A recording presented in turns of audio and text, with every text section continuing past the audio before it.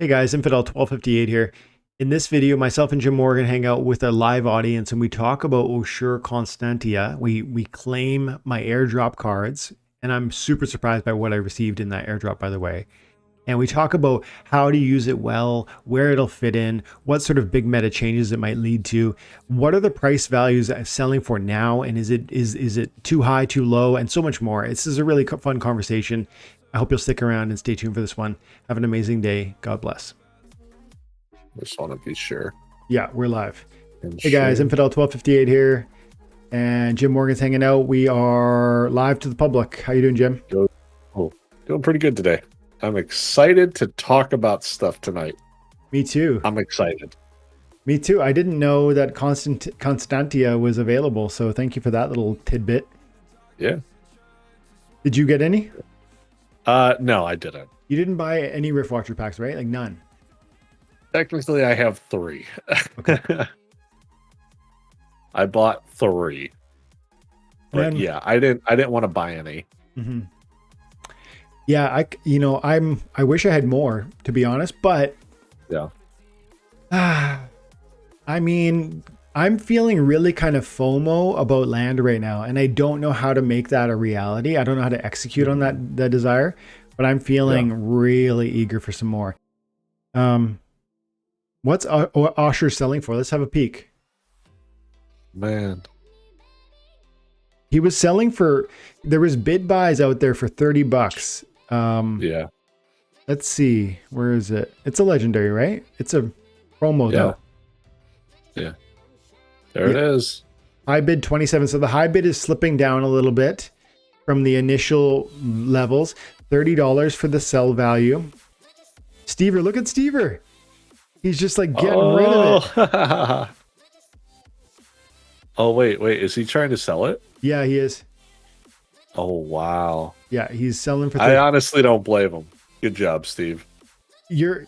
Tell everybody why you say it like that. Like why? What about the car? Why would he sell it? Why do you think it's a good idea?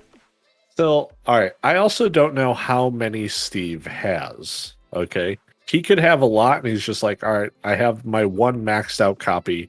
Perfectly fine with that, right? Yeah. There is another thing to where he might just not be impressed with the card. He might just have better cards, and he's now trying to cycle to get more money into buying more stuff to go into better airdrops. Yeah. You know what's tempting? The idea that if you could actually execute a $30 trade on this card, and look, I like this card. I think I like this card more than you do, Jim. Because I would play definitely it. I'm gonna play it. I'm gonna play it at that level where this tank heal is there for me. And I know you said you felt strongly about that tank heal being. And actually, I saw a great comment that you'll like to hear. Who said it though? Just today, I read it on my channel. It was like they kind of screwed us by showing us the Oshuur Constantia abilities and implying that tank heal was the first. And then they inspired us to buy it through that ability, and then they changed it, and now it's less effective at silver, it's less effective at bronze, and I mean, honestly, that kind of feels true. What do you have to say about that, Jim? So, I could definitely see it, but we have to remember, until it is out there to the public, until it's fully released, all of this stuff is subject to change. Yeah, that's fair. And going into the past, right? Like through the history of every other card, right? It's always whatever ability is the farthest to the left. Yeah. That is the one that's always first. Yeah. So it was definitely in testing to have that. Could they have changed it just because it was like, all right, this is just a really powerful thing, and we want people to go into the later state or into the higher leagues. So kind of giving them more incentive of climbing and getting her into gold. Maybe. It probably was a better call on their side to do that, because if this card had tank heal at level 1, yeah, I just don't know. I Mm. don't know. Yeah, you're saying that would be, if it had tank heal at level 1, that would be much more powerful. Are you saying that that might have been too powerful? Is that what I'm hearing you It say? I think it might have been too powerful. Mm. Yeah. And they were just like, yeah, we don't want it to be that powerful. Hey, Ashley. She says, hey, Dwayne, hey, Jim, I already bought Oshuur Max for Gold League, paid Oh, 178. hey So there. that you bought 6 of them for what, 30 Ooh, bucks a pop. nice. That to me, I mean, here's the thing. The cost is going at that rate. And when if you guys know crypto, you know Splinterlands, when you buy a card and the next day it goes up 20% or down 20%, if you buy a card and then it goes down 20%, you go, oh man, I got screwed. Or Yeah. if you buy a card and it goes up 20%, you say, yes, I knew it. Like, and the thing is, you don't really know until a day or a week or even a month or two go by, and then you start to feel like, okay, good deal, or maybe I made a mistake. And so that pressure of buying a $200 card today and then kind of sitting and waiting and wondering, is it going to just kind of fall to $10 a unit? I don't think so, is what I'm trying to say. This card to me strikes me, especially if you're playing at the Gold League level, like deeply valuable. I saw a video from Hawks yesterday, or no, I think he released it yesterday, but I watched it today. He was talking about the new neutral summoner, and he was saying at Gold League you got to have it. But to me, if you're like a Gold League warrior, this card and here, I love the new summoner because the neutrality and all that. Yes, it's so powerful and interesting and unique, and I think you're going to need that. But actually, I feel like we talked about how there's not enough heals, especially on, for instance, the death team. And then this card comes along and really changes that. Like from the modern league, this might be the only card, because the Pegasus is not available to you. And I guess you could do the Tortesian, whatever it's called, which is a neutral magic monster. But again, the death team only has one death monster that has tank heal, and that is the Pegasus, which is a hugely expensive card. It's an old card. It's not available in modern, I don't think. And so cards that bring healing really transform death in a major way. And we've talked about before how death is really uniquely powerful in terms of stats, because the abilities of the summoners don't usually add buffs. They usually add nerfs to your enemy. And so one of the things you guys might never have noticed is that the death monsters will actually usually output more damage, have bigger hit point pools or stuff like that, because the summoners often are nerf based and not buff based. Yeah. You kind of pointed me that, Jim, like a few months back. Do you still agree that that's true? Oh yeah. I mean, like we look at even Dalen lowering their max HP, which hurts the healers. And then we can look at every single summoner that they've made for death. Mm-hmm. It's pretty much all debuffs. Mm-hmm. Yeah, and that doesn't mean they're bad, but it just means that as a result, the developers have given more damage output and sort of intrinsic stats to some of the monsters, because these abilities are not generally buff based. They're all negative, And if you think about it, right? I guess I've talked about this in the past. If you reduce something's HP by 1, mm-hmm. and you also give one of your creatures a +1 attack, Mm-hmm. in theory, on the first turn, that is the exact same amount of damage. Okay? But once a game starts to go past that one turn, Mm-hmm. which most do, you instantly get so much more value out of the +1 attack. Because, all right, if they have 5 HP, I bring them down to 4, Mm-hmm. and I hit them for 2, and then the next turn, you hit them for 2. Yeah. So in 2 turns, that's essentially 5 damage. To where if you have a 2 attack and you buff it to 3, you hit for 3, and then you hit for 6. Mm-hmm. It's pretty much always better to utilize a plus stat to your stuff, because over the course of the time you're getting more value. Yeah, it's also the idea of being able to control your attack. Like when you play a negative melee, you are hoping to counter my melee. If I don't do melee, your summoner has really lost the ability to have an impact. Whereas if you bring a +1 melee or a +1 speed, I might counter you and nullify your benefit, but you have come to the table with a plan that is supportive of what you're trying to do. Like you've got a +1 melee summoner, you're going to bring 5 or 6 melee summoner or monsters. You're not going to go +1 melee summoner and then do some medley of magic and archery, and you know what I mean? And so you put together a thesis and then you try to execute that plan versus somebody like a Zintar Mortalis who can be quite effective, but is ultimately a counterplay summoner. Yeah, he does literally nothing against magic teams. He does nothing against range attack teams. Yeah. He's just good against melees.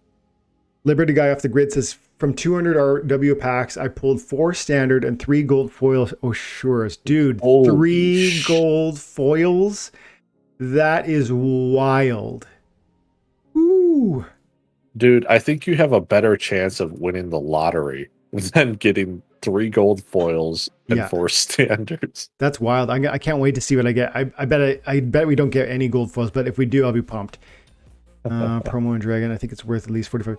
Ivan Lopez says that he thinks Oshuur is worth probably $45 a copy because it's promo, because it's Dragon. I would add to that also this tank heal conversation that we've been alluding to, and how the impact on death. Yeah, I know it's a dragon summoner, or sorry, monster, but the synergy with what death is capable of offering, I think, is really powerful for this team if you have a death team. So that adds something to me, and I do think $45 probably makes a lot of sense. The question in the short term is, does it go down first because we get this glut of supply? Is usually the case. It's not always the case, but it's often the case. We see a kind of slow tick down of price because we're getting more and more copies. But with this one, it should be quite pronounced, right? This is a promo. Is this one even inside the packs? I actually don't know that it is. It shouldn't be. Yeah, it's like Blight in that way. Dwayne, we got a name. What's that? We got a couple's name. Did we? What is it? Scroll down. Chris wrote it. Oh man, I knew I was falling behind on the chat. Chris, hello, Jim Fidel. That's pretty good. Let's see. Resurrect has amazing ability, although too, says Ivan. Yeah, for sure. Resurrect is amazing, and at bronze, you're happy you have that. That's for sure. But I would say, I feel strongly that tank heal is more important. Not saying Resurrect is bad, but tank heal is more important than Resurrect. I want them both, and that they're both in this one card makes it really a strong, amazing card. And I think 45 is probably probably on the low end when you start to look, 2-3 years out. This is a card I think that will be uniquely expensive. I do think it's quite important, not a little important, like very. So I think even if prices dip down because of supply growth, as people wake up today, tomorrow, and they check and then they say, oh, well, I'll sell some. You know what I mean? It could go down, but I think ultimately, long term, it's such a strong card, and I think it'll help us win. And Resurrect is part of that story for sure. It'll be very expensive later. Igor with Agor from Rift Watchers and Void Armor. Ooh. So, like using the Resurrect in conjunction with a big taunt monster with huge hit points. Yeah, and armor. And Void Armor specifically. You're right. Void Armor is one of the best candidates for partnering with... I can't do it that way. Void Armor is definitely one of the best partners for any sort of Resurrect. The monsters on the screen, if they go down, are going to come back with 1 hit point and you know, a good chunk of armor. Like he said, Yeah. aggro's got 6. Look at the Legionnaire. Alvar is a monster. Absolutely. Yeah. The thing is, he just doesn't do enough damage. But Yeah. I love that he is only 9. I love that his kit allows giant killer, death blow. He can be very Otherwise. devastating in certain situations. Yeah. When he's up against a Grum, for instance, and it goes 1v1 situations. Yeah. And he is so strong in partnership with, like, for instance, the new Oshuur, because of that resurrect and because of the void armor and so much armor just naturally. Mm-hmm. Let's see. I want to check. So I'm going to check how many I've got, and then let's transition into the SPS clip. Ooh, the Splinterlands clip of the week. Okay, Yuki, good to see you out there, buddy. Good to see you. Thanks, pal. Chris West, good to see you, pal. Who else? Arakid's here. I was pretty upset about the tank heal switch. I missed the memo that had it changed. I think it was Arakid that dropped a comment on my channel, and somebody was chatting with you, Arakid, and you guys were like both agreeing. It might have been Yuki also commenting that this was like kind of bait and switch. And we talked about that earlier. Jim and I both agree that was clearly switched. And I think to some extent that was a little bit dicey because of the nature of how it encouraged us to buy these packs. But Jim was rightly saying, until these cards are released, their stats are up for, alteration. So yeah, 100%. I only know one. Okay, so I'm gonna look at how many I got, and then we'll transition over to something here. Jim's got a clip for us to watch, and we're gonna watch it. I've never seen it. Apparently, it's a good one. And if we vote for it, guys, I said already, if we vote for it on Splinterlands TV, just to be the clip of the week, it'll show up next week on the town hall. If it does, and if he wins, I'm going to give 100 SPS to Jim to divvy out, like, however he sees fit on his next Splinterlands TV live. So go support him. We'll watch the clip together in a minute. But first, I want to check how many Oshuurs I got. So I only had 275 eligible packs. So claim reward odds. For each airdrop, That's right. each qualifying pack has a 2% chance to result in a standard foil. Okay. And then 0.08% chance. Look at that. He had 200 packs and he got 3 gold foils. That's ridiculous, man. Yeah. 50 packs are required for a guaranteed order. So I should get 5 normal ones. If I do anything better than that, that's above and beyond. Come on, guys. Have a good night, Bobby. What? I got 10. Wait, you got 10? Wait, weren't you supposed to like 5 and then 5 guarantee? I was only. And then you got 5 more? That's wild. Dude, you can almost max it out. I don't even understand that. I mean, I wouldn't question it. No, no, we're good. We're good. I mean, I bought 275 packs, and in my mind, all I should have got was 5 of these. So this feels amazing. Yeah.